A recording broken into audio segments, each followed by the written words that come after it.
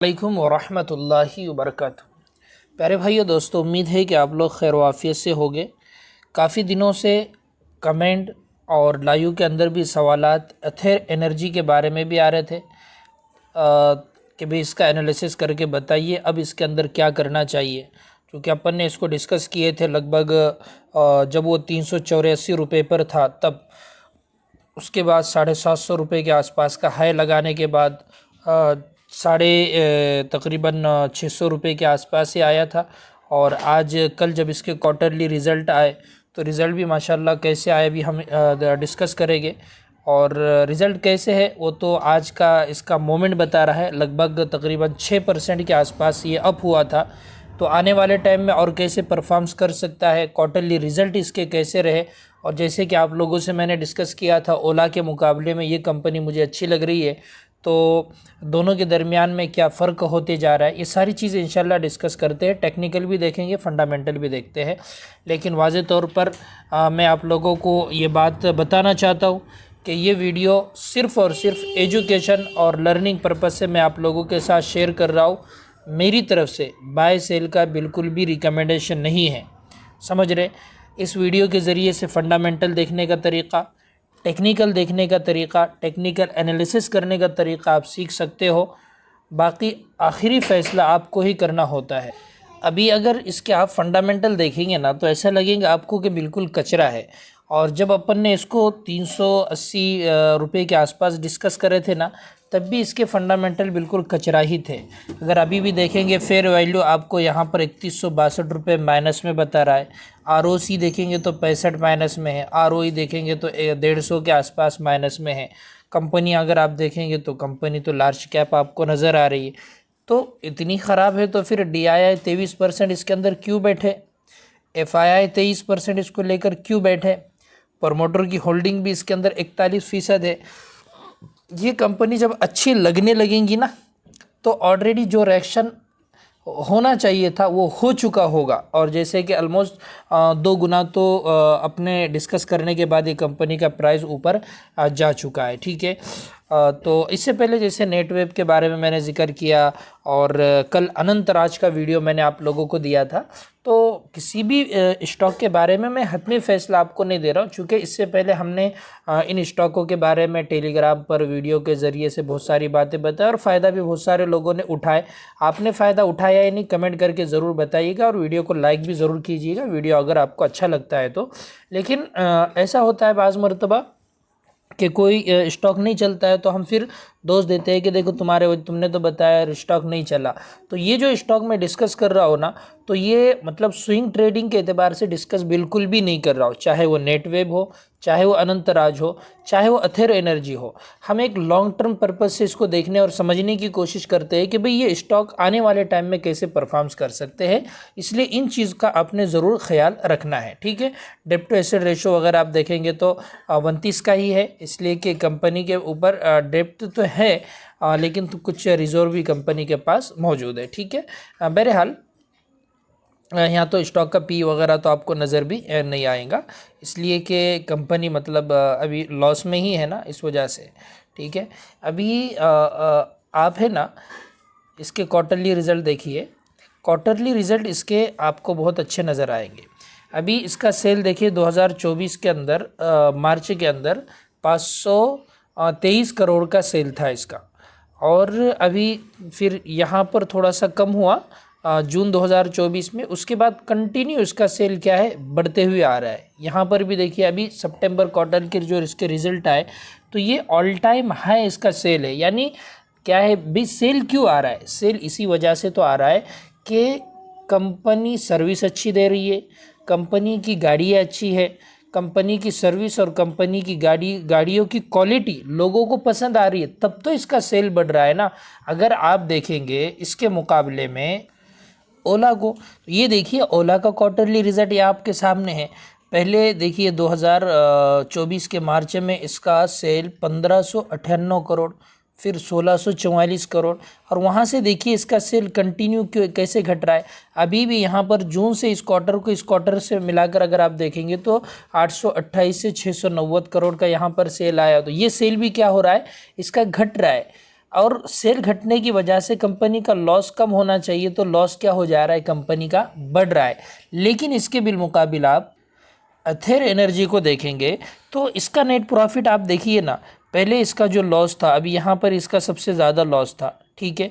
उससे पहले भी लगभग ये भी ज़्यादा ही लॉस है ना, 200 प्लस है, 200 करोड़ से ज़्यादा ही लॉस मतलब कंपनी उठा रही थी। लेकिन जून 2025 को देखिए, यहाँ पर 178, थोड़ा कम हुआ, और अभी और भी ज़्यादा कम होकर आया इसका लॉस, ठीक है ना, सितंबर 2025 के अंदर। तो कंपनी लॉस को क्या कर रही है, अपने कम कर रही है, और ओला के अंदर लॉस क्या हो रहा है, बढ़ रहा है। सेल यहाँ पर बढ़ रहा है, तो जाहिर सी बात है लॉस भी क्या हो रहा है, कम हो रहा है, ठीक है। थोड़ी सी ख़राब चीज़ ये है, आज जो बहुत स्टार्ट में ही अच्छा परफॉर्मेंस न करने के रीज़न और वजह ही यही इसकी कि कंपनी के ऊपर है ना, मतलब जैसे खर्च थोड़ा सा और कम होता ना, मतलब सेल बढ़ रही है बराबर ना, सेल बढ़ रही है, लेकिन और खर्च थोड़ा सा और कम होता ना, तो यहाँ पर ये नेट प्रॉफिट के अंदर बहुत ज़्यादा उछाल आपको देखने को मिलता।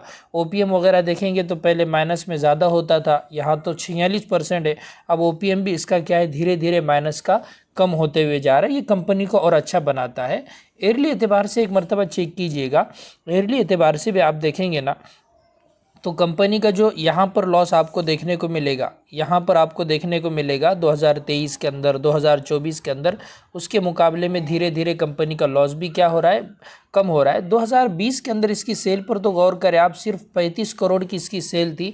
35 करोड़ से यहाँ पर 2000 अभी 25 ही चढ़ रहा है, मान लो कि कहाँ तक इसकी सेल, अभी इसको 10 गुना कहेंगे कि 20 गुना कहेंगे, आप देखिए इतना मतलब तेज़ी से कंपनी का सेल बढ़ रहा है। 2020 के अंदर आप देखेंगे इसका ओपीएम 523% माइनस में था, जो सिर्फ रह गया है 20%। यानी बहुत जल्द आपको क्या है, ये ओपीएम आपको प्रॉफिट के अंदर कन्वर्ट होता हुआ नज़र आएगा। इसके क्वार्टरली रिजल्ट आपको लॉस से प्रॉफिट के अंदर कन्वर्ट होते हुए नज़र आएंगे, बशर्ते कि कंपनी जैसे अभी सर्विस दे रही है, अभी उसके प्रोडक्ट अच्छे आ रहे हैं, ऐसे ही उसके अच्छे से अच्छे प्रोडक्ट आते रहे और उसके अंदर कोई ख़राबी ना हो, तब तक ही हम कंपनी के साथ बने हुए। जहाँ पर ये क्वालिटी ख़राब होंगी और जैसी सर्विस चल रही उससे सर्विस देने के अंदर वो कमज़ोर पड़ जाएंगी, तो भाई हमारा कोई इसका जन्म जन्म का रिश्ता थोड़ी ना है, उसको छोड़ देंगे अपन फिर, समझ रहे बात।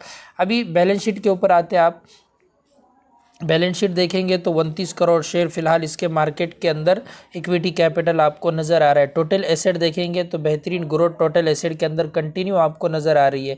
कंपनी के ऊपर जो कर्ज था, तो कंपनी का थोड़ा सा यहाँ पर कर्ज बढ़ा, ये एक नेगेटिव पॉइंट है, और रिजर्व भी कंपनी के पास यहाँ पर थोड़े से कम हो गए, ये थोड़ा सा अच्छा नहीं है, ठीक है। लेकिन जैसे प्रॉफिट और सेल इसका बढ़ रहे हैं ना, ये धीरे धीरे चीज़ें खुद ब खुद आपको अच्छी होती हुई नज़र आएंगी। यही तो रीज़न है ना, इसके अंदर एफआईआई की जो होल्डिंग है वो भी यहाँ पर 23% आपको नज़र आ रही है, और डीआई की होल्डिंग भी यहाँ पर 23% नज़र आ रही है।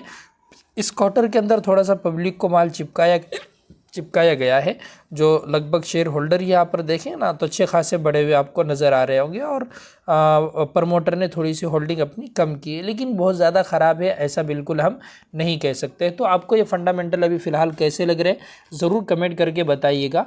अभी हम इसका थोड़ा सा टेक्निकल देखते हैं। देखिए, अभी अथेर एनर्जी चूँकि पहला ही साल इसका चढ़ रहा है लिस्टिंग होकर, और यहाँ पर आप देखेंगे तो 3 महीने का चार्ट मेरे सामने ओपन है। लगभग 300 रुपये के आसपास से अभी 600 रुपये क्रॉस स्टॉक का प्राइस कर चुका है। यानी ये 9 महीने के अंदर ही 2 गुना रिटर्न इसने बना कर दिया है। तो जब एक लॉस मेकिंग कंपनी जब वो कन्वर्ट होती है प्रॉफिट के अंदर, यानी अभी तक वो लॉस जनरेट कर रही थी, अब वो प्रॉफिट बनाना शुरू कर रही है, यानी अभी बनाया नहीं है, जब वो प्रॉफिट बना लेती है उसका नेट प्रॉफिट प्लस में आता है और सेल उसका बहुत ज़्यादा बढ़ जाता है, और जब उसकी बैलेंस शीट बहुत ज़्यादा अच्छी लगने लगती है तो लोगों को उस वक्त वो अच्छी लगती है। लेकिन एक पकड़ने की चीज़ ये भी है कि जब एक लॉस में पड़ी हुई कंपनी है और जब वो प्रॉफिटेबल होना स्टार्ट ही होती है ना, तो उसके अंदर आप कैसे उसके अंदर उछाल को पकड़ सकते हैं, जो हमने इसको शुरू में जो 380 रुपये के आसपास दिए थे ना, यही उसका रीज़न था। समझ रहे, एक लॉस वाली कंपनी जब प्रॉफिट के अंदर होती है तो फिर इतना ग्रोथ उसके अंदर स्पीड और तेज़ी से होता है। अभी 3 महीने का चार्ट मेरे सामने ओपन है, तीनों महीने के अंदर अगर आप वॉल्यूम देखेंगे तो दबा कर वॉल्यूम यहाँ पर आते हुए नज़र आ रहे हैं। बहरहाल अभी हम इसकी ये जो 3 महीने का इसका हाई था उसको मार्क करते हैं, जो 614 रुपये के आसपास था। प्राइस उसके ऊपर ट्रेड कर रही है। मंथली चार्ट हम लगाएंगे। मंथली चार्ट ये बता रहा है कि अभी कंटिन्यू मतलब प्राइस ऊपर जाने के बाद अभी ये जो महीना है इसका पूरा के पूरा मतलब इसके अंदर क्या हुआ, करेक्शन हुआ, ठीक है। और करेक्शन बनता भी है, ठीक है। जब करेक्शन ही नहीं होगा मार्केट के अंदर तो मार्केट में काम कैसे चलेगा। वीकली टाइम फ्रेम पर हम जाते हैं। वीकली टाइम फ्रेम पर आपको जाने के बाद यहाँ पर वाज़ेह तौर पर समझ में आ रहा होगा कि जो लेवल हमने यहाँ पर मार्क की थी ना, अगरचे प्राइस थोड़ा सा उसके नीचे आया, यहाँ पर ये एक डिमांड जोन भी था एक तरीके से, तो उसी से प्राइस यहाँ पर क्या है, रिवर्स हुआ। और इस महीने ये जो हमने लेवल यहाँ पर मार की उसी को इसने क्या है 614 रुपये के आसपास ही सपोर्ट बनाया। तो ये क्वार्टरली रिजल्ट इसके मुझे तो काफ़ी अच्छे लग रहे हैं। आपको कैसे लग रहे बताना। और ये अच्छे हैं इसी वजह से तकरीबन आज इसके अंदर 6% के आसपास यहाँ पर आपको तेज़ी देखने को मिली है, ठीक है। और वॉल्यूम भी जो रेड आ रहे थे वो कहीं ना कहीं आगे चलकर आपको ग्रीन में कन्वर्ट होते हुए नज़र आ सकते हैं। सिंपल बात ये है प्यारे भाइयों, अब इसके अंदर ये जो इसने लो बनाया है ना, ये लो इसका एसएल का काम करेगा। जब तक इस लो के ऊपर ये ट्रेड करता रहेगा, जो लगभग मेरे ख्याल से 600 रुपये के आसपास ही होगा, ये लो आप मार्क करके देख लेना।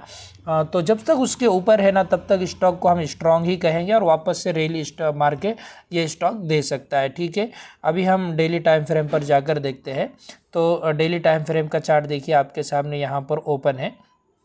ये जो लगभग तकरीबन 4 दिनों से इसी के आसपास मतलब यहाँ पर ये ब्रेकआउट, रिटेस्ट और रिटेस्ट करने के बाद यहाँ पर जो मतलब एक बेस बना रहा है स्टॉक, ये बेस जैसा ही ब्रेक करेगा ना तो मुझे लगता है कि वापस से एक रैली स्टॉक देना स्टार्ट करेगा, ठीक है। आप सिंपल उसकी मार्किंग यहाँ पर इस कैंडल से भी कर सकते हैं, ठीक है, जो मैंने अभी मार्किंग किया ना। या फिर ये जो रेड वॉल्यूम जिसके अंदर बहुत ज़्यादा है ना रेड वॉल्यूम, तो इसके हाई को भी आप मार्क कर सकते, ठीक है। तो जैसे कि आज आप देखेंगे ना तो सेम उसी कैंडल मतलब जहाँ पर ने मार्किंग की है ना, तो उसी के आसपास से इसके अंदर वापस से थोड़ी सी सेलिंग आई है। छोटा टाइम फ्रेम जाएंगे ना तो और समझ में आएगा। तो अगर जैसे आज इसके अंदर जो ये शॉर्ट का एसएल वगैरह होता है ना, वो शॉर्ट का एसएल भी इसके अंदर हिट हो चुका है। और जब इसके ऊपर आकर ये क्लोजिंग देगा ना तो इंशाल्लाह उम्मीद है कि एक अच्छी रैली वापस से देना स्टार्ट करेगा। 1 घंटे के टाइम फ्रेम पर हम इसको आकर देखते हैं। बिल्कुल एक मतलब अब क्या है कि एक बॉक्स पैटर्न जैसा यहाँ पर एक क्रिएट हो गया है, ठीक है। यहाँ पर देखिए 1 घंटे का सप्लाई जोन भी था और ये सप्लाई जोन अब अच्छा है ऐसा हम नहीं कह सकते, इसलिए कि एक मरतबा यहाँ पर भी टेस्टेड हो गया और एक मरतबा यहाँ पर भी टेस्टेड हो गया। बस इंतज़ार है कि इस लेवल के यानी जो 665 रुपये की लेवल है उस लेवल के ऊपर ये निकल जाए तो हो सकता है कि एक रैली स्टार्ट हो सकती है। लॉन्ग टर्म के एतबार से अगर बात करें ना तो इसके ऊपर एक अच्छा स्टॉक रहेगा मेरे ख्याल से। और शॉर्ट टर्म की भी अगर आप बात करेंगे ना तो ये जो मैंने नीचे की आपको लेवल मार्क करके बताया हूँ ना एसएल की, ये वाली कैंडल का लो बनता है पीछे से, तो वो लो आप स्टॉप लॉस यहाँ पर लगा सकते हो, जो कि अभी के एतबार से देखा जाए तो काफ़ी बड़ा स्टॉप लॉस हो सकता है। इसलिए सोच समझ कर ही बाइंग करना। ये जितने लेवल अपन डिस्कस करते हैं ना, बाद में कमेंट करने की ज़रूरत नहीं है कि भाई यहाँ से ऊपर गया तो खुश हो रहे, यहाँ से नीचे गया तो नाराज़ हो रहे। नाराज़ होने और खुश होने की कोई इसके अंदर बात बिल्कुल भी नहीं है। स्टॉप लॉस भी मार्केट का हिस्सा है, प्रॉफिट भी मार्केट का हिस्सा है। प्रॉफिट हुआ तो ज़्यादा खुश नहीं होना, स्टॉप लॉस हिट हुआ तो ज़्यादा नाराज़ नहीं होना। इसको एक मार्केट का रूल्स हमने समझना चाहिए। स्टॉप लॉस भी मार्केट के अंदर हिट होते हैं और प्रॉफिट भी मार्केट के अंदर आदमी कमाता है। तो ये सारी चीज़ें आपको कैसी लगी ज़रूर कमेंट करके बताइएगा। हमने कुछ भी दूसरे इंडिकेटर वगैरह आज की वीडियो में डिस्कस नहीं किए। ऑलरेडी 14 मिनट का ये वीडियो हो चुका है। प्राइस ऑन वॉल्यूम इसके बेस पर अपन ने बहुत सारी चीज़ें यहाँ पर समझने की कोशिश की है, ठीक है। अस्सलामु अलैकुम वरहमतुल्लाहि वबरकातुहू।